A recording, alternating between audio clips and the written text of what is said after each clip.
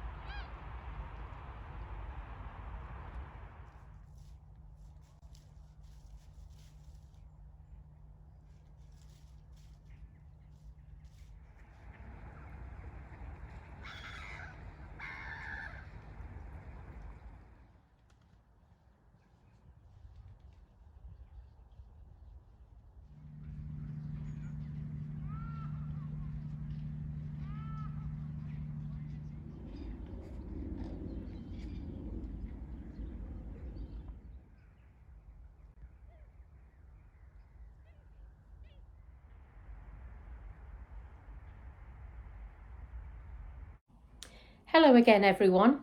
I've come back from my walk in Dunham Massey, and I'm just resting at home, and I thought I would share with you now one of my favourite authors.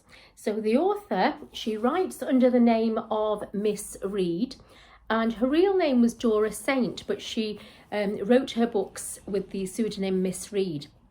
There are two sets of books that she wrote, and they are set in two villages. The first set is in Fairacre village, and they are the village school, and the ones all about the Fairacre Chronicles. I think the village school was her first one. The books are set in the 1950s, and this was published in 1955. Her second set of novels are set in a village called Thrush Green. So this is my favourite of the Thrush Green ones. It's Winter in Thrush Green. So I love her books because she has this this beautiful descriptions of the English countryside and village life, and her books have got lots of quirky characters. They're very humorous, there's a very gentle humour in her books.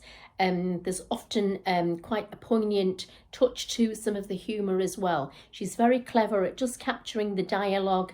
And she also writes about the seasons, so her book will actually take you through the different months and give you beautiful descriptions of the countryside. I'm going to read a little extract called Christmas Preparations, and it's from Winter in Thrush Green, and it's just describing how the high street gets ready, dressing the shops are dressing the windows for Christmas. The little town of Lulling was beginning to deck itself in its Christmas finery. In the market square, a tall Christmas tree towered, its dark branches threaded with electric lights. At night it twinkled with red, blue, yellow and orange pinpoints of colour, and gladdened the hearts of all the children. The shop windows sported snow scenes, Christmas bells, paper chains and reindeer.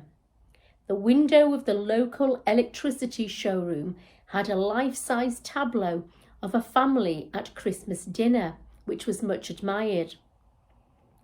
Wax figures with somewhat yellow and jaundiced complexions sat smiling glassily at a varnished papier-mâché turkey, their forks upraised in happy anticipation. Upon their straw-like hair were perched paper hats of puce and lime green, and paper napkins ablaze with holly sprigs were tucked into their collars. The fact that they were flanked closely by a washing machine, a spin dryer and a refrigerator did not appear to disturb them, nor did the clutter of hairdryers, torches, heaters, bed warmers and toasters beneath the dining room table labelled acceptable Xmas gifts. The rival firms of Beecher and Thatcher, which faced each other across Lulling's High Street, had used countless yards of cotton wool for their snowy scenes. Some held that Beecher's Palace of the Ice Queen outdid Thatcher's tableau from Dickens' Christmas Carol, but the more critical and carping among Lulling's inhabitants deemed the Ice Queen's diaphanous garments indecent and anyway not Christmassy. Both firms had elected to have Father Christmas installed complete with a gigantic pile of parcels wrapped in pink or blue tissue paper for their young customers. A great deal of explanation went on about this strange dual personality of Father Christmas, and exasperated mothers told each other privately just what they thought of Beecher and Thatcher for being so pig-headed. The psychological impact upon their young did not appear to have dire consequences. Country children are fairly equable, and the pleasure of having two presents far outweighed the shock of meeting Father Christmas twice on the same day. Once in the newly garnished broom cupboard under Thatcher's main staircase, and next in the upstairs corset fitting room, suitably draped with red curtaining material at Beecher's establishment. With only a fortnight to go before Christmas Day, Lulling people were beginning to bestir themselves about their shopping. London might start preparing for the festival at the end of October. Lulling refused to be hustled. October and November had jobs of their own in plenty. December, and the latter part at that, was the proper time to think of Christmas, and the idea of buying cards and presents before then was just plain silly. Who wants to think of Christmas when there's the autumn digging to do? Said one practically.